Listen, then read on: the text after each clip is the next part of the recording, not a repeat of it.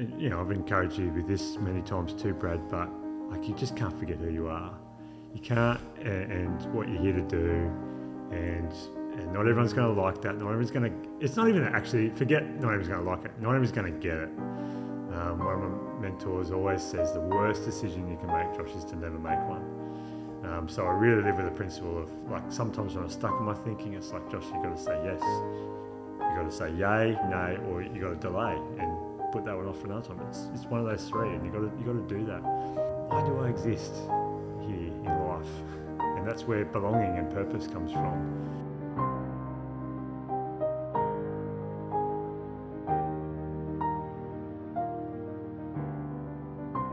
Alrighty, g'day. Welcome back to another episode of A Lot to Talk About. It is your boy, the captain of the ship, the man in charge, Bradley J. Dryber. Of course, you can all call me Brad.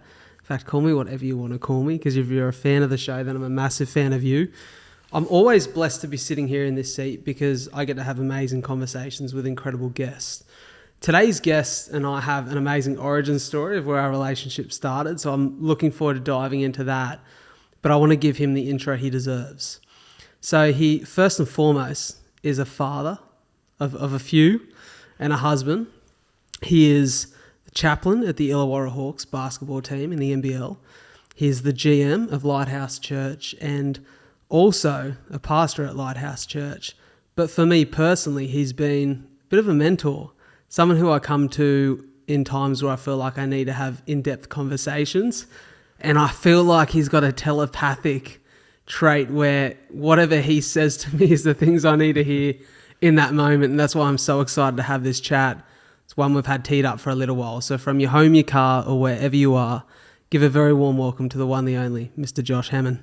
Oh, it's incredible to be here. Thanks, Brad. That's a pretty epic intro. Made me sound a lot better than I probably am, but mate, I appreciate the kindness. So. You deserve it. Like I said, I love to talk about the origin story of where I met or first come across a guest. You're one of the guests of the podcast that I've been lucky to know for a while. And quite often with my guests, I meet them just as I'm interviewing them, but I've had an experience with viewing them from the outside in. I feel like we've had quite an interesting origin story in the way that our relationships formed, because my first meetings with you were as a 16-year-old lad jumping off a bus into a state touch football team, and you were my coach. That's right. Back in the school days. And I remember, I want to share with you, I don't know if I've ever shared this with you, a little memory from that day. Well, that weekend we had, I think, a Thursday, Friday up in Tamworth. A long trip to Tamworth. 8-hour bus trip there and then 8 hours back. And I remember being away. It was a very hot weekend. And the superstar of our team that weekend was the one, the only Mr. Hugh Harrison, who was as fit as they come and, triathlete, great player. But I remember on the trip home, we had like little merit awards sort of presentation. And I can't remember whether it was a Mars bar or a Snickers bar that I won. But I remember you recognised me as, I think it was like something for hard work or improvement over the course of that tournament. And for me as a kid, whilst I was always really athletically talented as a younger fella, at those ages where my athletic talent wasn't as profound because everyone sort of grows into their skill set, one thing I really prided myself on, and I'd say even to this day, is the effort that I give to things. Yeah. And I remember feeling so encouraged and uplifted by the fact that you recognise my effort. So firstly, I wanted to thank you for that. Right. And from there, just talk about the development of, I think, probably a few years there where we hadn't seen each other, and as regular members of the Blue Mile Walk down here in Wollongong, exactly right. We sort of crossed paths again and conversations started to happen and coffees and catch-ups, and you're someone who I honestly, and I don't say this to pump you up, but you're someone who I always sit down with and leave feeling thousands of times better for it. So thank you. Oh, thanks, Brad. I appreciate the thanks, and there's a funny origin story, isn't it? It is. It's amazing how your paths cross again. Like here we are recording the podcast. 10 years. Which is actually an honour to be on. I appreciate you're doing that. Amazing things, and the guests you have, feeling a little bit nervous and inadequate compared to some of the people you've had on here. But not at all. I've taught hundreds of kids in my PE teaching days, and had interactions with thousands of people since then as well. And you are also someone that stuck out to me then, and I do remember those experiences pretty vividly because it was exactly that. It was hard work. You are not a person of no talent, and you certainly, were a valued member of that team. But I guess now looking at life and then also thinking about you as that 16-year-old kid, it all makes sense because back then you were someone who made the team better. Yeah. You made others better. You, yes, had levels of skill and talent, but you were always willing to put that to the work. So you made sure you reached your potential. And whatever that 48-hour trip, which was most of it on a bus or sitting in the baking Tamworth sun, that experience sticks out for me as well. And that this is, I guess, why we keep crossing paths, because we're similar. We want to help others. We want to make others better. We know that on the surface there's a story behind that. And I've followed your journey, whether it's here in the Gong or down in Wollongong, and I've just always sort of followed your journey and think, that guy's going places. And one of the things that I want to do in this season of life is to help make particularly younger guys just more successful and better, and just champion them, because it's not an easy world to do things differently. So I love the use of that word, championing, and the idea of this. To quote a movie, quite a bit of a rom-com. Have you ever watched, what's it called? It's my mum's favourite movie, Julia Roberts. Notting Hill, or also that's a fantastic very movie. That's one of my wife's favourite ones. Yeah, I tell you what, that's one of my favourite rom-coms. I come back to that. The one where she goes on like the journey of self-discovery. I literally watched it the other day. She goes to Italy, Bali. Is it Eat, Love? Eat, Pray, Love. That's the one. Yeah, there I haven't seen the whole movie. That's the one. I watched that the other day. It's my mum's favourite movie. She always bats on about it. I've got a friend who talks about that movie, and I'd never watched it fully. The other day I was sitting here in ISO. I thought, I'll throw it on. Yeah. And there's a scene in the movie where she's talking about needing a man, and this guy says to her, "You don't need a man, you need a champion." Right. And I thought about the weight of that thought, and in every context, the idea of having people who champion you in your life is a real blessing. Yeah. And I feel like I'm very privileged to have that in a lot of people, but in particular the conversations we have. I'm super curious with your story, Josh. Like, I don't think we've ever really dived into, when we've spoken, like your early years. And faith is something that this may be presumptuous of me, but faith is something that I think anchors you to your sense of purpose and direction in life. Would that be fair to say? Yeah, absolutely. I think if I keep asking the question why, and I dig a bit deeper in why, for me it always ends. Yeah. That question always ends with my faith and that anchor for my soul. That's a fair assumption of me for sure. Would you say this could even be more presumptuous of me? But I think for majority of people, faith comes in like one of two ways, or faith or religion, however you like to look at it and frame it. It's either you grow up in a household that celebrates faith, or you go to a schooling system that encourages that, and that becomes a part of your fabric and who you are as a child, and runs with you throughout the course of your life as you start to form your own ideas and beliefs around it. Or for some people, they have traumatic experiences, or a number of them, that then lead them to find a sense of saviour, I guess, a sense of a saviour and a way to pull themselves through, and then that's when they get connected to faith.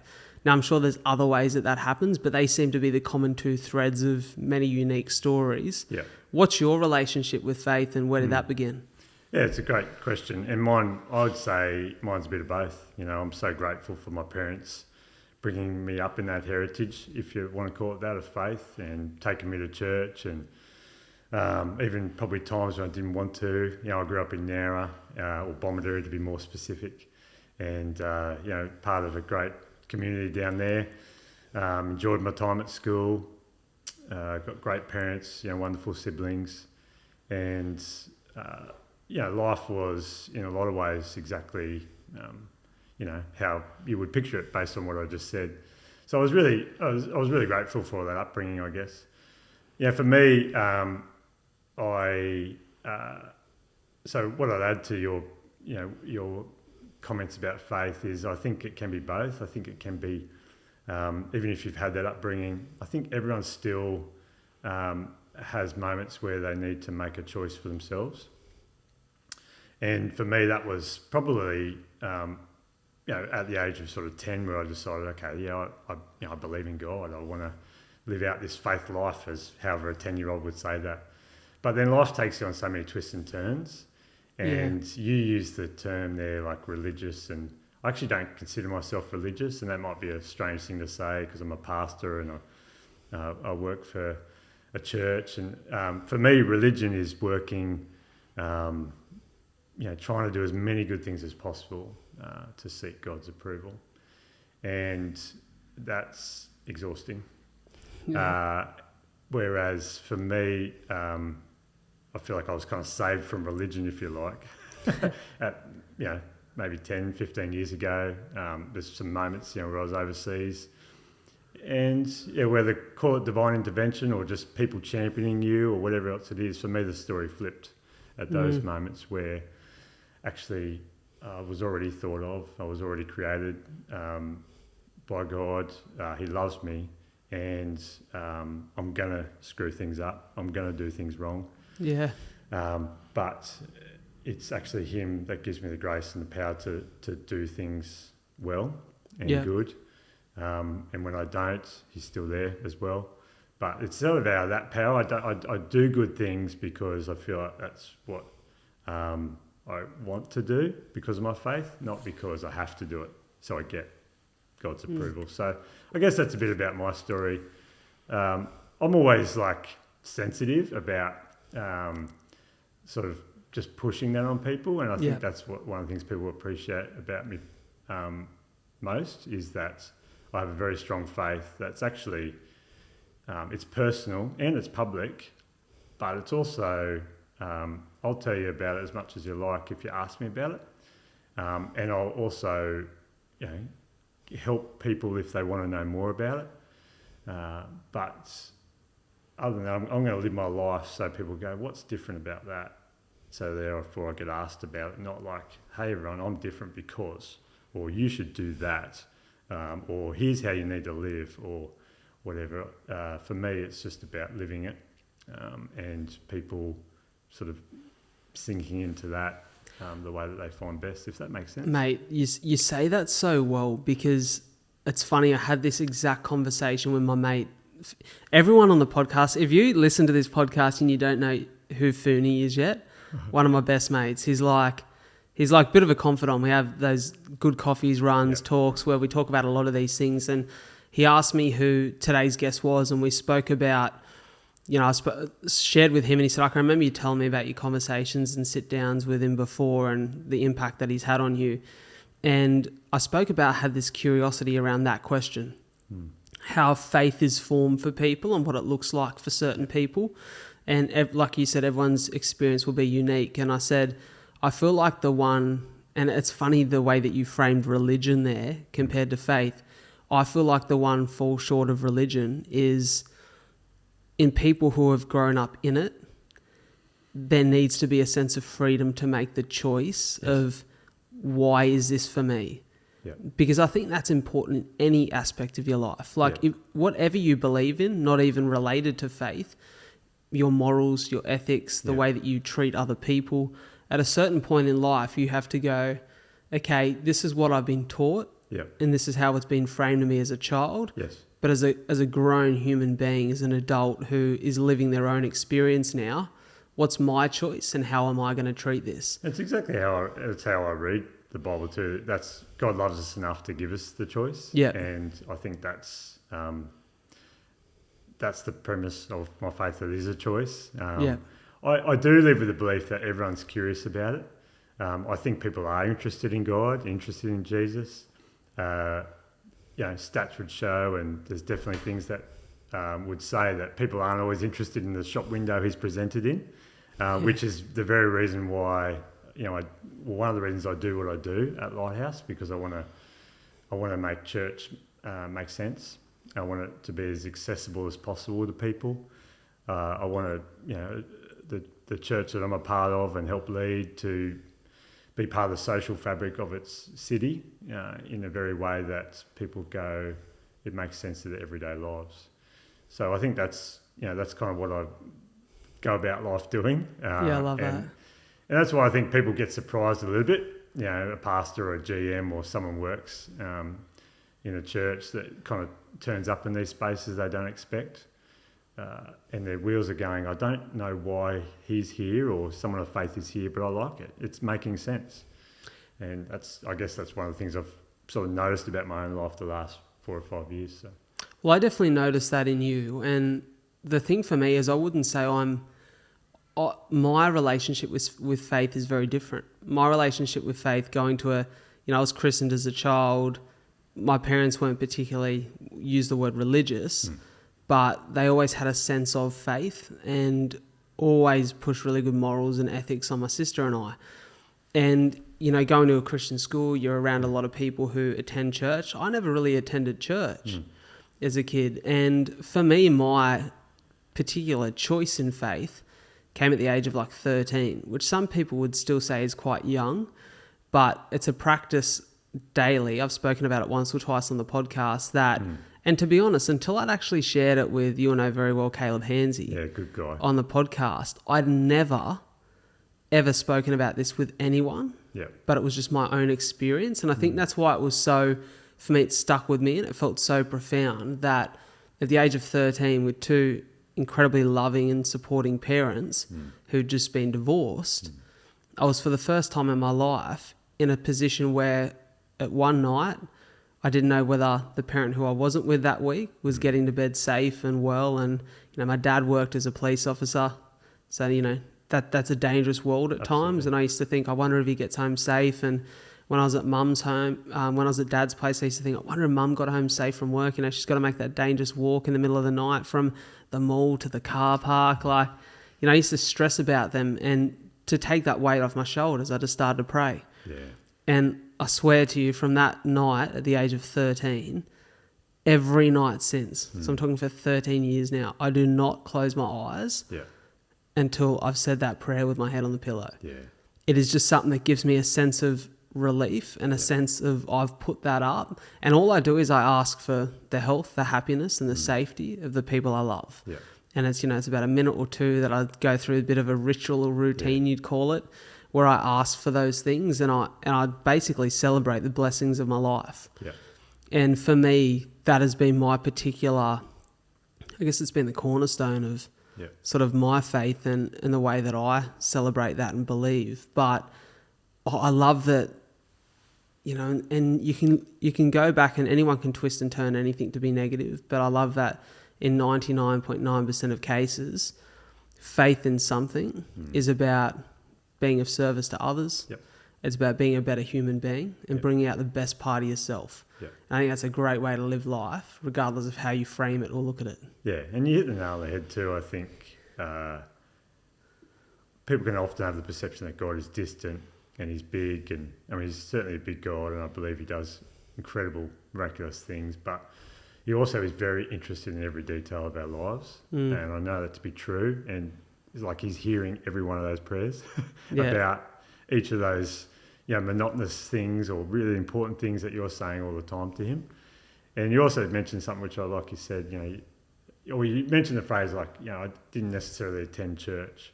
Yeah. And when you say that, we think of the church as a building and it meets between 10 and 11 on Sunday or whatever. Again, I think that's the difference that I like about leading and also even attending Lighthouse, in the sense that shaped it in a way that actually, you are the church wherever you find yourself. Yes, come together on Sunday and celebrate that, or on Wednesday, or whenever we happen to be meeting. But don't boil it down to just a building and to a Sunday thing that only people that say the right things and do the right things can come to. It's absolutely not true. It's a place that everyone's welcome to celebrate faith wherever you might be on that journey with. But actually, after that, what you got to go do on Monday or Tuesday or Wednesday is so important and purposeful, and serving others, as you mentioned. All those things are the hallmarks, I think, of a strong faith life. And I think it brings purpose to life for me. And you'd be well aware of stats around people that have somewhere to belong and Definitely. a purpose in life or a faith that, they're the happiest people. Doesn't always mean their life is easy, but they're fulfilled. They've got some drive. They live longer. All those things. Having that sort of groundedness is. It allows for perspective, doesn't it? It does, yeah. It's one thing I notice in a lot of athletes, and I think especially in athletes over in the US. Yeah. And I think because if you look at a lot of the statistics of athletes who are succeeding in the US, especially in the African American culture where faith seems to be really strong, a lot of them have come from harder upbringings and communities that require a sense of perspective of positivity and the ability to frame things more positively when those experiences and challenges are hard. Yeah. And you see that the cornerstone or the anchor of their life has become this faith and this ability to reframe negatives and understand that it's a part of a bigger picture. Yeah. And, I, on a different lens, talk about it all the time. I'm so grateful for my cystic fibrosis because the incredible challenge and difficulty of navigating that situations at times throughout my life has allowed me to be the human being I am. Yeah. Like, it's that chiseling away of my character that's built exactly who I am as a human, has allowed me to attack things in life with real vigor and a sense of purpose. And I believe that the ability and perspective to look at things positively, which often comes through faith, is a huge part in helping that for so many people. Yeah. I want to sort of steer into your role as the chaplain of the Hawks. Yeah. We talk about, you said a big part of what you believe your purpose and role in life is right now is to help shape and support the growth and success of young men. You've got a bunch of young men there who are either in the early or later stages of a career, in a very formative part of their life where there's external pressures, as any athlete or human being to a T has, external pressures of expectation, a sense of statistic that is supposed to dictate their success on the court. But there's a whole human being, and a big part of my journey on the podcast is connecting with athletes. And as a fan, it's easy to get worked up in the statistical success of a team and forget that they're not players out there, they're human beings. And this has helped me a lot, this journey of connecting with people and sharing story, to detach the athlete from the person and appreciate that there's a job to do out there when they're playing their game, and there's a human being who has to live life and get the most out of it. Yeah. And I think a lot of the time their life off the court or off the field, depending on the sport they play, dictates their success on it. Talk to us about that role, and does faith play a huge part in that, or is it more so just shaping human beings and listening and having conversations? It's definitely more so the latter, although I'm definitely there for a faith aspect if the players want that. But it doesn't determine who I hang out with on the team or who I spend time with. I'm there for the whole team, there for the front office staff and coaches. And that role has really come out of relationship. This is coming into my fifth season doing that. Prior to that, my boss at Lighthouse did the chaplaincy role for 17 years. There's an older guy still, kicking around our church, and he was the chaplain before then. So we've actually provided a chaplain to the Hawks for 37, 38 years, almost the whole history of the club. That's incredible. But you don't ever just get to hang around because you've always been there. And as, changes of coaches and ownership, and you have to build that relationship again. And, you've got to play the integral part of the team, not just do what you've always done. So I've found the last couple of years, particularly, with new ownership and new coaches and new players, just been some of my most fruitful, I guess, there, because I can see the role I play clearly. The coaches are incredible, the Hawks. The players, they know what they're doing. They're incredible athletes. You've got great physios with Baymed and support staff and all those things. So the chaplain role plays a small piece of the puzzle, an important one, but a small piece of the puzzle, which is that it can be a relational connect. It can be coffee outside, off the court conversations, or outside of the athlete conversations. Faith might play a part for some players. Someone to talk to if you're going through an injury. Someone to talk to with, like, my career's almost coming to an end. How do I navigate what's next? So it really is a role that is invited, through the club, and one that through relationship you can't take yourself too seriously. Like you're part of you're part of the team, and it's one of those things I really enjoy doing. But back to your point, I agree with you that these guys are successful. All the measures of success society might place on someone, these are fit, young, good at what you do, very hard to be a professional athlete, and they've made it. But I also subscribe to the thought that, people are human. People could,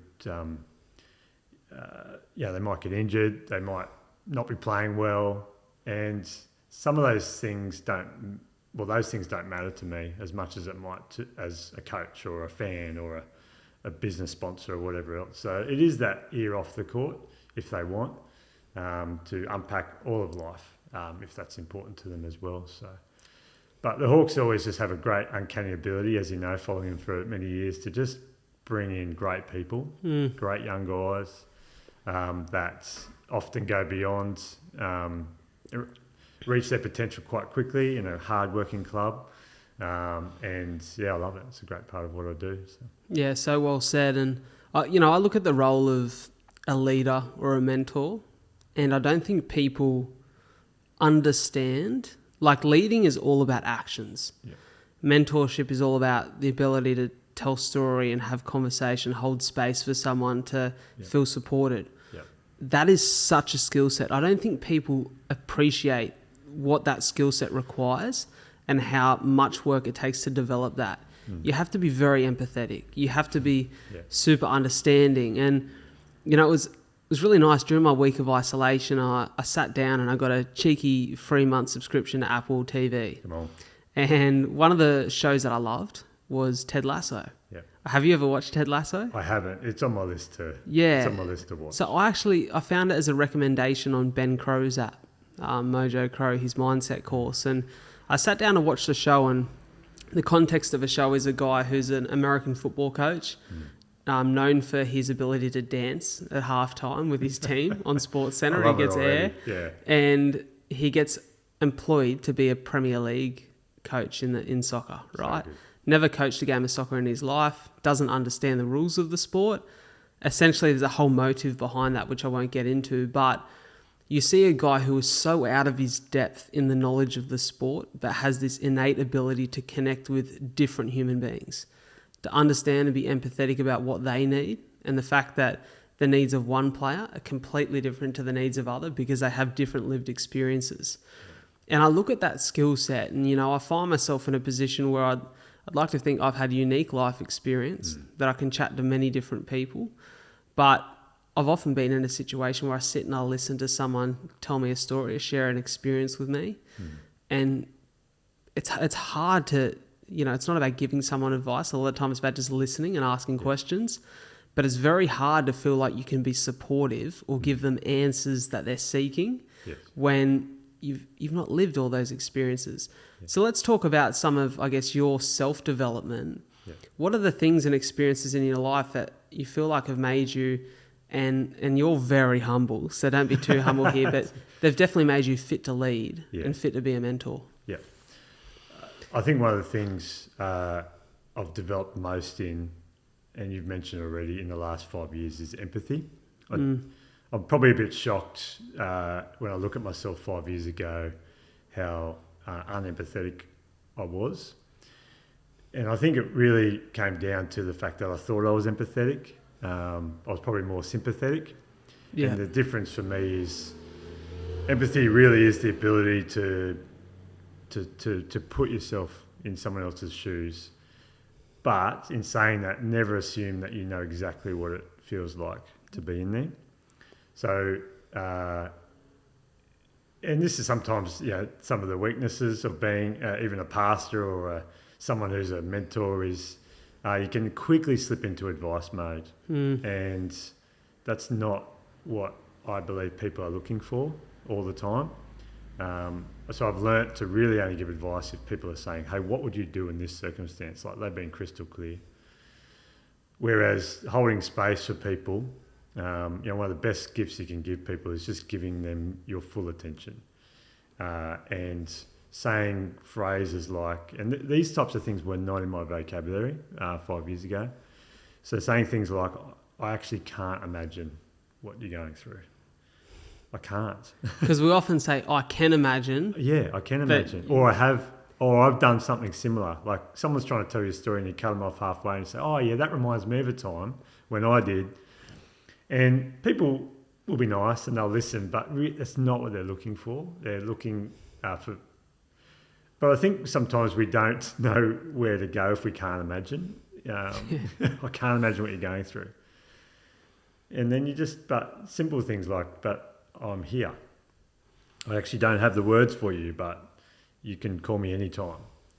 And then it's really just about, I think I used to talk too much. I think I used to talk over the top of people too much.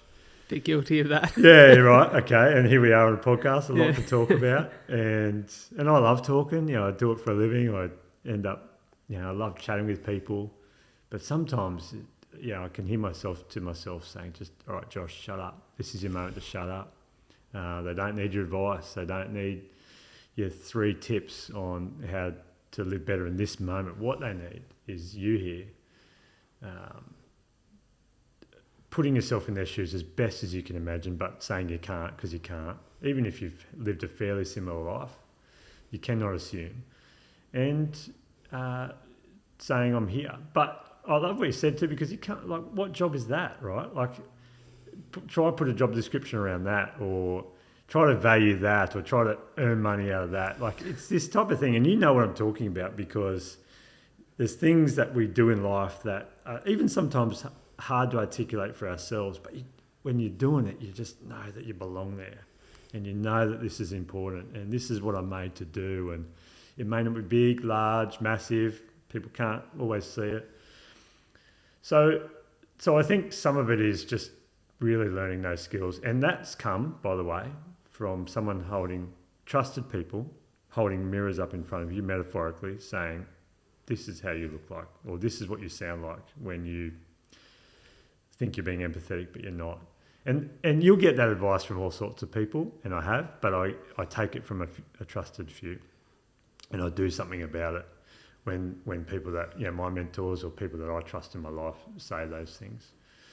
It comes from living a bit of pain,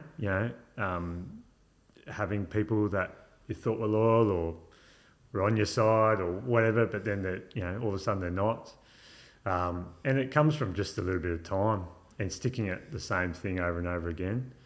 And I'd say, that's a bit of my journey the last couple of years, is I'm seeing the fruit of trust with people that, we were talking off air, offline prior to this about, what used to take me a year to kind of, crack the facade of someone or to ask them a big question around, could you finance this or could you fund this project? That just took forever. Whereas now that's a text, or that's a 30-second conversation, and that comes when you stick at things for a long time. You stick at you stick with the same city, you stick with the same job. Sure, you take the twists and turns in that, and you continue to develop, and you flex, and you always are teachable. And it comes a little bit with age, for you to sit here and describe me as a bit of a mentor is like, yeah, right, I'm a little bit older now. I'm not 28, I'm nearly 40. Yeah. And you can't skip through those life stages either, I've found. You have to go through them. You can't speed them up too much. And you learn things along the way that all of a sudden I'm finding is helping people more than I expected. It's a huge part of, like you said, we had great conversation before the mics went on, as happons on every podcast, where you're like, right. This one's pretty you almost good. like feel like just turning the mics on before the guests walk through the door. I thought you had actually. Yeah. So. But I sat here and I said to you, I think what you described there was really an incredible relationship, probably through a lot of hard work and mistakes and challenges along the way, but this incredible relationship with time and a sense of not feeling rushed, as you said, like not feeling like you have to rush through things. That is my biggest challenge in life right now, is having such big dreams and hopes and almost self-expectation for the future, which is not always healthy, that there's this need or want to like look and invest in what's next as opposed to being present in what's now. And I've shared plenty about this on my Instagram because we had a really great coffee catch up a couple of months back, and you gave me this idea that has sat on my mind ever since about watering your patch of grass and not looking at how green the neighbours is, not looking at how big their yard is and how much they have going on and how luscious it looks, but just appreciating that what's under your feet right now, if watered, cared for and respected, grows and remains healthy. Yeah. And that concept has stayed with me, but it is such a challenge when you feel stuck. You know, you spoke about there how you've had mentors and people who have helped you. Do you feel like, without asking you who your mentors are, do you feel as though you've sought out those people as mentors, or have they kind of found you through that process? I think they're definitely people that I want to be like. Yeah. So that's, so I do seek that out. Mentors' time is very valuable. So, I've always kind of come with the mindset that, man, this is such a treat. I'm not going to take it, I'm not going to take advantage of this time, and I'm going to come prepared, or I'm going to come thinking about, where I was, or what I want to get out of it. Sorry, is probably what I should say. They come into your life and sometimes come out of your life depending, what you're doing and what you find yourself. I think people that are innovative and think differently, and you're one of these two, Brad, you're going to have a lot of people that you're going to lean on for advice for different things. Whereas if you just kind of seek out one, it's, might need to start some of this again, but I think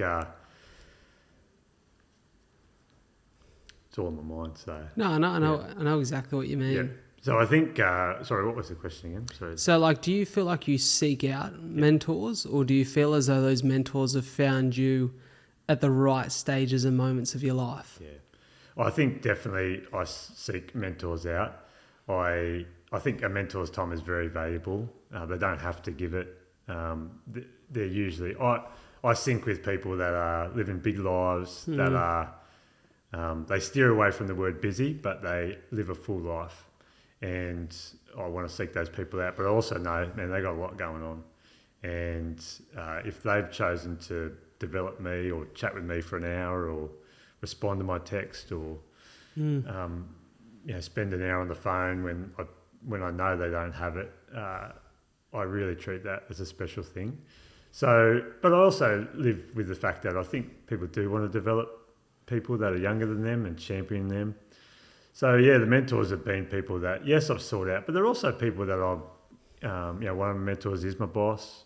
One of my mentors is a CEO of a large organisation in the Illawarra.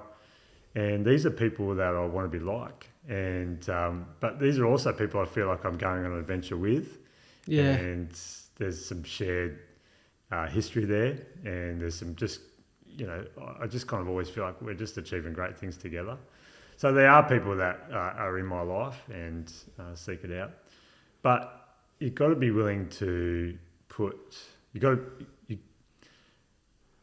you never want people to just tell you what you think you want to hear.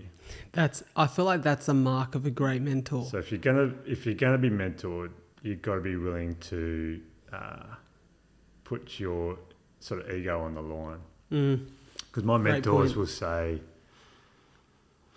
things like, "Not right now," and I'm like, "No, it is now. Surely, that's not." And times where I've thought, "Nah, it's now." It's not. They're right, So true. The wisdom's there. Or they'll be like, they love you enough to also be completely blunt with you.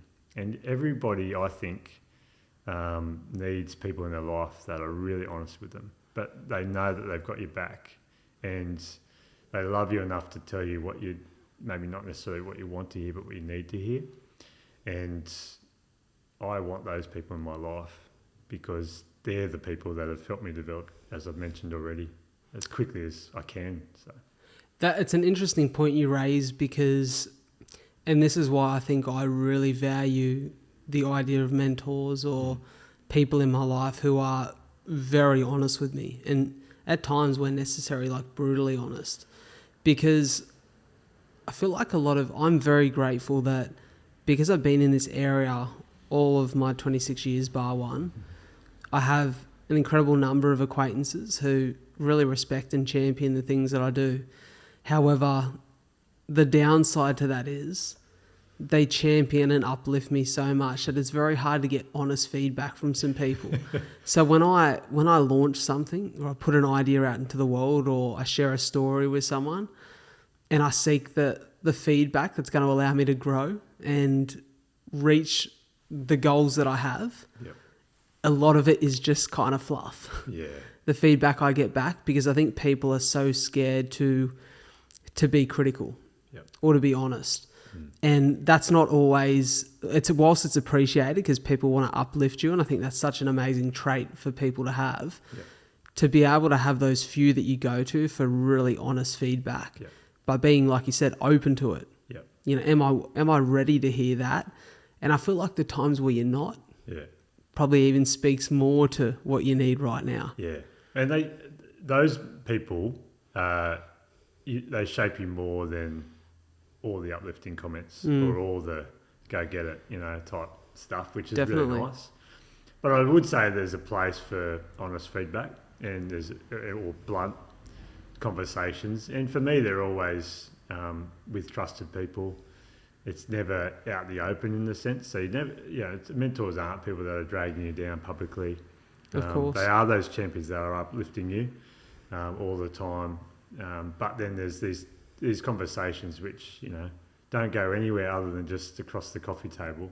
There you go, right, that's what I've got to do next as well. So I think, there's a place for that. And you look back at history, you look at people that you admire, you look at people that have just done great things consistently and made it about others, not themselves, always had a guiding voice in their life and always had someone to go, like, Josh, your family's important here. Don't lose that. Or of course. go hard as much as you like, but hey, what comes first? Or all that type of stuff, I think those types of conversations are gold, You know what? I think an incredible misconception about leaders or mentors is that they've got everything figured out. Yeah. And I think for a period of time where I tried to be someone who, through the power, I recognized very early in this podcast project, essentially we could call it, or the quest of what I'm trying to achieve here, that conversation is incredibly powerful. Even more powerful than I realized it to be when I set out on this journey. Some of the messages received on the impact of these conversations or something that a guest has said or an experience of my own and the way that can uplift, inspire and allow people to find answers to the questions they have around their life felt powerful. And I think with that come a sense of responsibility that, well, even without asking for it, I'm somewhat playing a role as someone who can teach and develop character, essentially mentoring. With that then was like a sense of, well, I have to have it figured out. And I can't be vulnerable about the things that I'm struggling with right now. But I think I've learned in the last few months that it's actually the opposite. That vulnerability is a bridge for people to connect. That regardless of whether you're the most dialed in mentor or leader, you still have struggles and things in your life that you're trying to figure out. And so I've learned that there's an importance in expressing that vulnerability, in allowing people to connect. Do you feel as though, I guess I'm trying to frame this question here for people to understand it best. But I feel as though as humans, we're all living through very similar challenges and experiences, just with their own context. Sure. And I know that so many people would feel the challenge that I feel is my biggest right now of feeling stuck and not being present. What advice would you have for people in your experiences and in your wisdom for people who feel that right now? I'd say being stuck is a normal feeling, so I normalise it. Almost make friends with it in the sense that, okay, I'm here again, and this is just another stage. And sometimes when you're most stuck is when you're closest to a breakthrough in your life, because it's almost like you're sitting with your stuckness and you're realising you're in it, and you're going, and because you've been there before, maybe a different circumstance, but you've been there before, you do actually have the ability to work your way out of that. The biggest thing, and I talk a little bit about it in my Middleman podcast, which is one I recorded a couple of years ago. You actually were a big part of helping me set it up. But I talk about being vulnerable enough to ask for help without, losing the idea that I'm still not, I'm still the leader here, or I'm still moving this thing forward, or whatever else it is. So I really felt the pressure of, I've got to have all the answers here, and if I don't, then I'm going to make one up. But people aren't. They don't need that. They need, particularly Australians, particularly people in Wollongong, they need people to be genuine. And when I say genuine, I don't mean like just sharing all your stuff all the time. Speaking from your open wounds all the time to everyone. Anyone who might listen. It's actually, and I've already mentioned that, about making sure you have people that you can share those wounds with, and they become scars, and you can speak out of your scars. And so I'm a big believer in making sure that you've got the right audience there when you're sharing your vulnerabilities. But I realised too that asking for help wasn't a sign of weakness. Saying to someone, even like, hey, you might think I know how to do this, but I actually don't as much as I thought. And what I've noticed in you is that you're great at doing that, and I actually really need your help to achieve all that I'm meant to do in life, or all that this organisation's meant to do in life. I'm actually asking you because I believe you're the best, and would you help? Could you partner with me on this? Could you give me some advice? Could you be a safe sounding board for me with this project, or with this next step in my life? I mean, who doesn't want to be part of an ask like that? Of course. In the sense, like, I think desperation can be, a bit of a turn off for people. Like, oh, that's really hard. But if you're aware enough, which you are, and I appreciate you being honest too, Brad. We've all been there. Aware enough with, look, I'm a bit stuck here, but you're aware enough to kind of ask people who are right to go, hey, what would you do next? What would you do here? Has been a big thing, I think, for me. And that's come out of a place of more inward security, as opposed to maybe 10 years ago, I was maybe a little bit more like outwardly confident. But now I'm like, the older I get, the less I know. And the older I get, the more complex life is that I thought. For sure. Yet, as we've already spoken, empathy's grown. I learned to assume less. I've learned to listen more. These sort of stages come in life that I think are really gold to help others unpack stuck moments.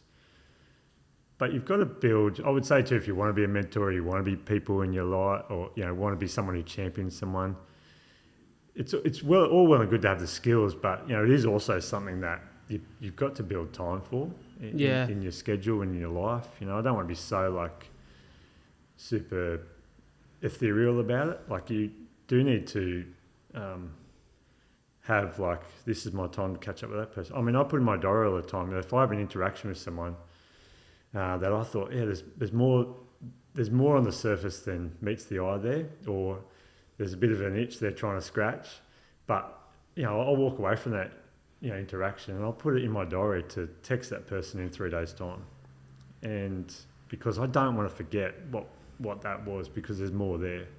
So it is being a little bit like in the moment with people, but then also practical enough to go, I want to build a discipline and a lifestyle of helping other people. For sure. And having some of those practical skills, I think, helps. So. Yeah, it's great advice. One thing that you've spoken a lot about in our chats today, on and off the mic, is this sense of staying in one place Right. for long enough to be settled and to work through the motions of that. Yep. And, I know that for part of your life, you lived in other places, and we had a bit of that chat today too. And I think for a lot of younger people listening to this podcast is this sense of, maybe hearing that, and maybe that they feel that lump in their throat where they're like, oh, I've been here for a while. I feel like I need to get away, or I feel like I need to travel a bit. Do you think that for you it's easier to sit and be settled now because you've had those experiences of moving? 100%. And if people are feeling that, they should go do that, or they should experience that. And particularly in different stages of life, that makes more sense. I think it's just it is about being in one place, but it's also not. I wouldn't want anyone to ever hear that they should settle, or they should think like, right, it's now time just to kick the feet up and I've achieved something here. And it's actually about an intentionality of wherever you find yourself, you're there anyway. So make that place the best you can. Make those people around the best you can. And sometimes longevity can help you do that for longer, and it can build trust. But that can be as simple as, I'm ordering a coffee anyway. So what's the harm in asking the barista how their day's going? Or it's rather than simple, scrolling but on my it's phone, so right? true. Right? Or it's so true. That's right. And what's the harm? I'm ordering a coffee anyway. What's the harm in going to the same place 5 times a week? So to build a relationship with that person. Or I'm going to go for a walk. I'm going to go stay fit. What's the harm in doing that in a place that down at the mile, where you build consistency with people and you get to know people's stories? It's a huge blessing on your life when you get to, not that you get to be known, that you get to know others. Because we assume so much in the world, and social media and all those things probably don't help, because it's like it's I'm not sure the word, but that's like that, just that bite-sized wisdom all the time. Yep, got it. Yep. That's who that person is, but it's not. And It's I deeper. think it is, and I think having being wherever you are, making it purposeful, is something I suggest. But I think for me personally, Wollongong's a great place to do that. We came back from London, my wife Talia and myself, with a clear sense of wherever we are, we want to be planted. We want to make a difference. And that came out of a faith journey that I was on over there as well. But we want to make a difference. We want to engage people that are far from faith or with faith, or it doesn't matter. We want to build healthy community somewhere. And it's lined up perfectly, I feel, for us, in the sense that there's been a huge wind of change in Wollongong the last 10, 15 years. You're in a growing minority if you're talking down this city, if you think it's a hole, if you think it's just the steelworks or whatever. Actually, I feel like we're in a place where we're taking all that good stuff, or from the past. It's who we are now, but there's life here, and there's activity, and there's things popping up and cropping up, and people are taking notice, and house prices are going up, and all those things. All that good stuff. Yeah, all that good stuff. Yeah, all those things which make it both great and difficult at times, I understand. But so it's. In a strange way, Brad, I just go. I've helped a part of that too. I don't. Definitely. It's not. You've helped a part of that. People like you and I that believe in a place, that believe in people, and they go, yep, if you want to be a naysayer, you do that. But actually, whatever we got going on, I'm going to be a champion of that. It's those type of people I also think shape a city for the better, bring vision to it. So you probably got me ranting a bit here, but I think I love it. Well, when I rant, I'm passionate, and I think that's I'm passionate about this city being the best it's ever been, and the people that are here. It's why I do what I do at Lighthouse. It's why I walk the mile. It's why I build relationship with the Hawks. It sort of comes back to wanting others to be better. So. Yeah, I get a sense that that's a big part of what's on your mind right now. And, I know we had a conversation probably 6 months ago about a potential passion project, which I just seen as launched in the last week. Yeah. Good Morning Wollongong. Yeah, it's there. And, you know, I'll make sure that everywhere that people can find everything that you're doing is in the show description. So, but I love the idea behind that and that platform and just highlighting the personalities and the people that are within our city.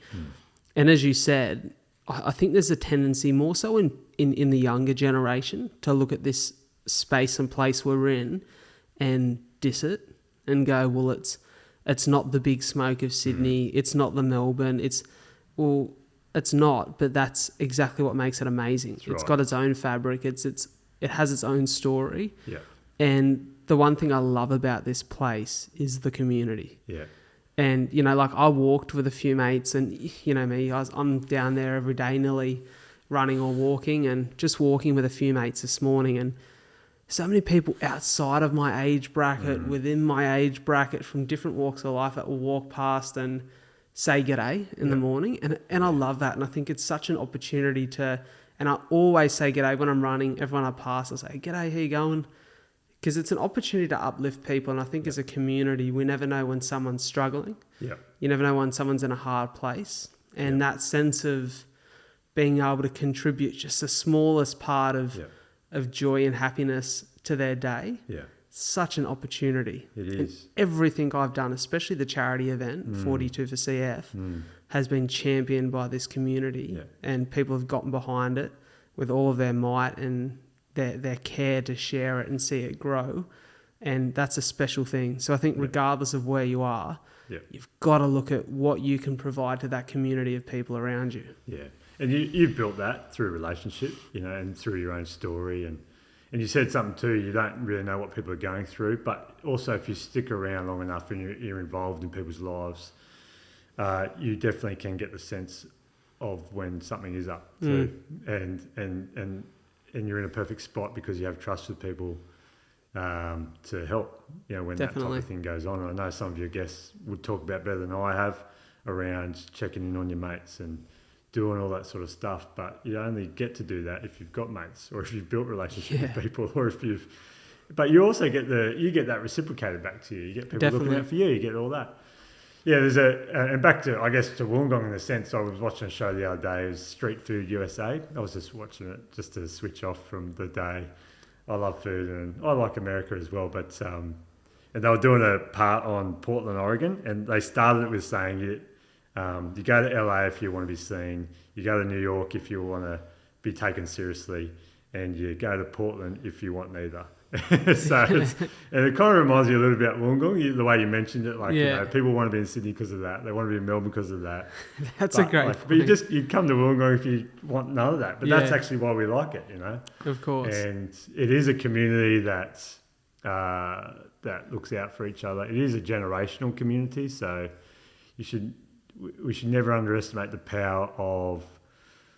I love to look around and to see young guys like you, Brad, which also shaped my life just as much as when I look ahead of me and there's older guys or mentors or people that I really appreciate in my life. And you always want to be able to look both ways and just say and learn from each, because that's what makes it, you know, generational community, and that's where you pass on stories. And it's easy to lose that in modern life.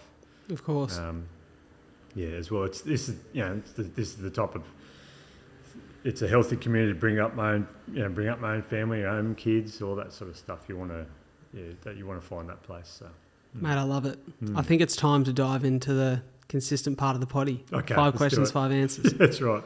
We just had a little intermission, little battery change of the camera. Toilet break. Yeah, that's it. All those good things. Little hydration station. Because we've come to the part of the podcast which has been a consistent theme for the course of the last 2 or so months. It's 5 questions and 5 answers, which I think forms as a beautiful conclusion to the full episode. But many of you may be listening to this or watching this as almost a trailer to what to expect in the full episode if you choose to go and listen. And hopefully you do. So I'm going to dive into those 5 questions. Yep. The first, and firstly I'll say, I feel like they gain traction in their intensity throughout the course of the 5. Okay. Oh. Yeah, somewhat. I think the last question is the most profound. So the first question is not on my mind right now. What is the first question? Book. The book, yes. There you go, my guess reminder. I always forget the order of the questions, but I always remember the fifth. Too, so yeah. Or I just was thrown off by they're getting more intense. So. Yeah, there you go. But you nailed it, the book. So I always ask, what's one book or podcast that you'd recommend to someone tuning in? Yeah. That, if you could only recommend one, what would be your go-to that's had an impact on you? Yeah, it's funny because I normally recommend books that I'm halfway through reading. And then I actually borrow our books from the library, so I don't tend to buy too many books, and I haven't quite made the leap to Audible or online reading. So, but a book I did finish was a book called, a couple of years ago actually, a book called Selfie, and it's actually quite a thick book. You might know by the title, you would think, it's just about talking down the selfie generation or younger people. But it's far more layered than that. And it talks about how the journey of history of how we become so self-obsessed and what it's doing to us. And it's by a guy called William Storr, who I think is a journalist. And it's the last book I remember reading cover to cover. In fact, I borrowed it from the library. I spilt my coffee all over it. I went to take it back and they made me buy it off them.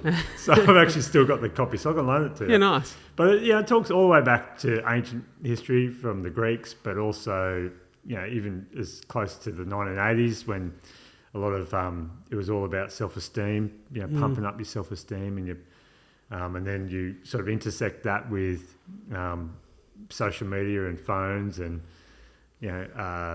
all sorts of cultures. But it sort of finishes in a sense where being a chameleon or having to be a chameleon, different things to different people, and not being authentic actually is an exhausting space to live. And it talks about some of the tragedies around that. But it was just a great book to reflect upon leading people, but also holding the mirror up to myself as well. So. Yeah, I love that. I feel like the next thing I read will be my list of questions again because I can't believe I forgot the first question of five questions and answers. Yeah. But hey, that's the real authentic story behind today's podcast. I'm halfway through Atomic Habits. I hear a lot of good things about that. Yeah, but I feel like I've learnt enough to focus on right now. So I've ditched it. And you talk about telling stories. I'm halfway through reading Dave Grohl's storytelling. Oh, yeah. How's that? Look, I've seen the Foo Fighters live a couple of times, and I think this is where we connect in a lot in life. We like who these people are, artists, sports stars, whatever, but we really want to know who they are. For sure. That's, my favourite types of movies and books are true stories, but it's the story behind the story. My favourite movie ever, Catch Me If You Can. Oh, is it? Well, mine's Moneyball. Oh, great movie. I watched that really second good, time in I'm a GM and I just kind of think about that, and I love sporting stories. And Brad Pitt's incredible. So the combination of all that is... I watched that again the other week. Good. It makes it my favourite. Great. Second question is a skill you recommend mastering that significantly improved your life? Yeah, I'll talk a bit about this already, but I'd have to say it is empathy. Mastering that skill. I don't think I'm always there, but it is the ability to say, I can't imagine what someone's going through, but then you hold space for that person by listening and helping them at the end of all that move forward in some way or another, either by maybe some advice if asked for, maybe recommendation to see another person or get help in some way. But at risk of repeating myself, I think I'm a chaplain, and really what they are meant to be doing is being present with people. And in a world that's really fast-paced, and I'm certainly not saying to people, slow your life down. I'm saying keep living full on, but be full on with your presence with people as well, being present with people, taking the time to not story top or go over the top of someone, and don't make assumptions about people. And that was a significant blockage in my leadership life, because I thought life had to be done one way, thought it had to be done my way, I thought, why aren't they doing that? It's so simple to me, or why do they keep doing it that way? That's annoying. as I've got a little bit older, realised life's a little bit more complex than I probably first gave it credit for. It is people have got a whole bunch of stuff going on behind the scenes, which you're a rare person in your life if you build trust enough to dig behind that with people. And I've just found it to be a space where people are really desperate for to have someone to go, I can't imagine, I don't have words for you. I have no fortune cookie wisdom that's going to help you out of this or pretend to help you out of this. But I'm here. Here's my number. Call me anytime. I'm with you on this journey. So it's so important, isn't it? And we all appreciate and really value those people in our lives. And Sure. I can really resonate with what you said there about, that skill of empathy has taken time. I think I was definitely stuck in my beliefs and ways, especially through, I spoke about it a little bit on my podcast with Sarah Grinberg. And I said, I think a big part of my life experience with CF made me very conscious and aware of health and that relationship with one's health. And I really struggled to understand and be empathetic with people who disregarded that and almost disrespected that through the use of substances. And where I used to think, how could you do that to your body when you've been blessed with health? And I've had to, almost in a victim's mentality at points, I was like, I take 50 tablets a day. I work so hard for my health. Don't they understand? And then I realised, and this is the power of story and listening, Exactly right, is, I can't imagine the experience that they've been through because that is so different to my lived experience. Right. What they've had to suffer through and their challenges are so unique to them. It's so outside of my understanding that I guess I can understand now or be empathetic to why that has become the path of their life. That's right. How can I listen? How can I ask questions to allow them to find a way through this? Yeah. And I guess I've always seen it as a weak word, or it's something that is that really what I need to be doing? It sounds all a bit, wishy-washy. But I think even as, and I can only speak from the context of a male, but even as men, I think it's exactly what genuine Australians men need in this stage of life, whether that be around 40 or trying to build a life for mid-20s or whatever else it is. But you asked me, have I mastered it? I mean, it's not a mastered skill. My wife will be sitting here thinking, I don't think he's as good as he's saying about it. Yeah, should be nodding her head now. Yeah, say right. that. Or but maybe I'll learn a bit of it from her as well. And I'm sure there's people I've worked with in the past who are thinking, no, Josh is not very good at that. But it's those people that you think just don't get it. They're actually the people that shave. They're the people that kind of sort of shave the sandpaper off you a little bit, and they kind of make you a little bit more honed in what you're doing. And definitely. So it's those people that actually teach you a bit more than people that are pumping you up all the time as well. So. Of course. Yep. The third question, I love this question because it's really revealing, and I think you've probably spoken about this at points in the podcast, but the greatest challenge that you've faced that's required the most growth or resilience to overcome? I have... I've certainly touched on it, but I've experienced tragedy, I've experienced loss, but I would say my consistent challenge is my thinking. And you understand this, and we've talked about having a patch of grass that is like, this can be bigger, or this could be greater, or can't people see this? And you're even struggling to articulate it a little bit. But it is often my thinking that can hold me back. It's so easy when you're being a bit. I'm not even saying this about myself, but it's what people are saying, I guess, about me. But, when you're innovative or you're doing something different or you're trying to shape things a bit ahead of the curve, doubt can creep in really quickly all the time. And it can be a place where I know I'm maybe stuck or my thinking's maybe getting the better of me because I lose the ability to make decisions. And when you do that, it becomes a bit of just a grey space where you are lacking decisiveness, or you're second guessing what's the right one, so you never make a decision. One of my mentors always says the worst decision you can make, Josh, is to never make one. So I really live with the principle of, like, sometimes when I'm stuck in my thinking, it's like, Josh, you've got to say yes. You've got to say yay, nay, or you've got to delay and put that one off for another time. But it's one of those three, and you've got to do that. So people that are kind of living on the edge or wanting to do something different, or looking ahead of what could be, thinking is that you're getting stuck in your thinking is a common thing, and it means that you're pushing boundaries somewhere. I definitely part of my journey, particularly 10 years ago, was some pretty deep, dark mental health challenges, and it's potentially a story for another time, but it was, to the point where your thinking it paralyzes you, and it's paralysis by analysis by paralysis, or you're so concerned about making the right decision, wrong decision. But each of those times, I think, I've encouraged you with this many times too, Brad, but like, you just can't forget who you are. You can't, and what you're here to do, and not everyone's going to like that. Not everyone's going to, it's not even actually, forget not everyone's going to like it. Not everyone's going to get it.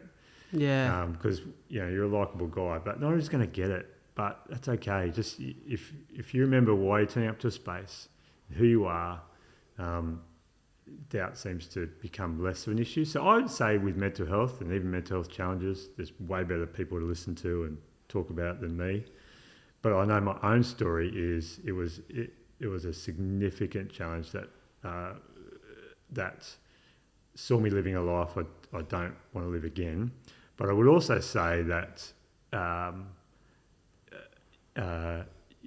it's always there too. So you just got to learn how to kind of put a boundary around your negative thinking, or make it less of a space in your mind too as well. So I just want to say to that, in the way that you do it so humbly, I just think that couple minutes is so powerful. And I'd suggest for everyone listening to or watching this, because I know I will in the edit and in the release, just skip back 2 minutes and listen to that again, because I hear and feel all of that. And I know so many people who are tuning in will understand exactly what you mean there, and feel that to their core. That's powerful. So I'll just say amen to that. That's good. So well said, and thank you for sharing that. The fourth is a daily ritual or routine that just forms a part of setting yourself up for that daily success, in quotations. Yeah, I mean, it's linked to my thinking, and you see me do this a lot, but I do like to walk most mornings of the week. I don't do that necessarily because, it's a beautiful spot to walk, or I just want to check out the sunrise. There is something about not having, when you first wake up, not having a ceiling over your head, because for me it's a metaphor for my day, or it's a metaphor for my life, that I don't want this thing to be capped. I don't want this thing to just be like, I'm looking at the ceiling here, but I don't want it to just be that's it, And so, sleep and night times and things for people that like to think and like to be up ahead and go getting can be difficult times. So actually, when you see me out walking, it is me either trying to reset for a new day, or it's to try to settle my thoughts, or it's me as a husband, as a father. I'm so responsible for the atmosphere and the tone in my home, and it's important that it's not about getting that right all the time, but it's important that I recognise that's my responsibility. The atmosphere in my home is my responsibility. Talia, if she was here, my wife, she'd say the same thing. We got such responsibility to our kids to set them up for success that I just don't want all that junk or negativity to be in my brain. So I think that's why I walk. That's why I like to get out, fresh air. It gives you a bigger perspective on life. And I have we've talked about it in other parts of the podcast, but I have a strong relationship, a personal one. So, I mean, I help other people in their faith, but that's got to come out of that I have a strong relationship myself. with God, and walking is a part of that. Connecting with God, reading my Bible. These are daily practices that I do. But yeah, there's always a why behind it. I'm not just walking down there because I've heard that's the place to be. Mate, I'll do never... it if no one's down there. Yeah, that's right. Yeah. It is so true. Yeah. I've never heard anyone describe that as a way of starting the day without a ceiling. Right. I love that. Well, it's not my thought that I won't, so I can't take credit for it. But there's nothing too new under the sun. No, well, that's it. That makes sense to my life. Yeah, and I will be using that in future podcasts and right. conversations. The last question, the one that means a whole lot to me, it really is the reason for what I do, to uplift and inspire hope in others. And a big part of that role as a guest on this podcast is the opportunity to share one message with the world that if you could encourage them to act on it, make it a part of the fabric of who they are and what they believe, what would that message be? I mean, there's so many things I could say, but it was a good question because it made me think. But it really just came down to, I would encourage people to just keep asking why. My kids, I've got 4 kids, and they're at that age where they're just like, hey guys, you got to go to bed. Why? Hey, you got to pack up the land. Why? You got to eat your veg. Why? Just because you have to. So it's often the answer that comes out. But it's a good thought because we should do that in our own life. Like, why am I scrolling so much on Instagram here? Why? Why am I walking down here every day? And that's where those no ceiling over my head thought comes from. Why do I exist here in life? And that's where belonging and purpose comes from. Why is this sunrise so beautiful today? Well, that's where, if you keep digging away at that, that's where my belief comes from. This world was created and by a beautiful God that wanted to put that on show for us, So if you keep asking why, not in an analytical way and not in a negative way, or it's the thing internally we should be asking ourselves all the time, because if we don't, we end up doing things that we don't want to do. We end up setting up unrealistic expectations. We end up... Just carry on. For everyone listening, the camera keeps cutting out. The battery's dead. So I'll just roll a little intro clip over the end here. Josh has definitely talked too long. I think is what Brad's saying. But I think it's... And then it's not our gift to other people, but it's definitely our gift to ourselves if we just keep asking why, because everyone has a backstage life and they have a front stage life.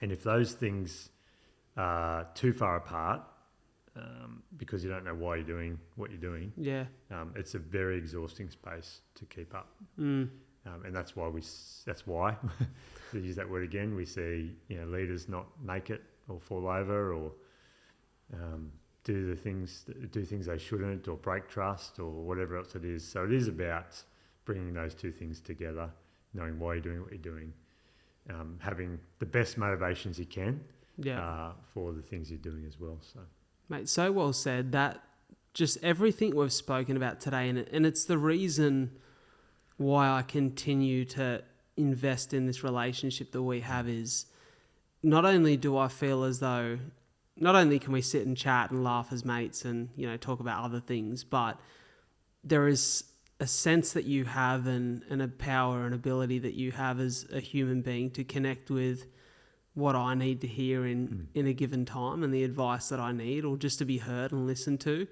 that I appreciate so much. Yeah. I just, for the people listening, I want to know that everywhere you can find Josh will be in the show description today. But I feel like just for you, and you're so humble that you won't, you always kind of brush this off. But mate, I just want to celebrate you and congratulate you on the work that you're doing, the human being you are. I think from a very human level in your personal life, I look at the human being you are, and I think what an amazing role model your kids have, what an amazing husband your wife has, and even as I'm sure there's probably a few things she'd say, I wish you'd done a bit more of this around the house. Get her back for part 2. I just want to congratulate you on the human being that you are first and foremost, and just say that the work you do is incredible. I'm so privileged and honoured to have had you on the podcast, and we spoke about this before, that regardless of the heights that I hope to reach and the opportunities I hope to get to speak to some of the biggest celebrities in life to humanise their story, I look at someone like you who's been a part of my life for the last 10 years now, more particularly the last 2. And this conversation here feels as profound as conversation will ever need to be. And it feels like it could impact and have such an important role in so many people's lives to uplift and inspire hope in them, which is essentially why I do what I do. So thank you so much for being a part of the show. Thanks, Brad. It's been an absolute honour, actually. I appreciate the invite. I'll receive all that encouragement, actually, and know that life's not done. They've got a lot to go. But, yeah, it is important to sometimes just to stop and receive the encouragement that's given. Definitely. And say thanks, and thanks again for having me a part of it. My absolute pleasure. Thanks for tuning in, guys.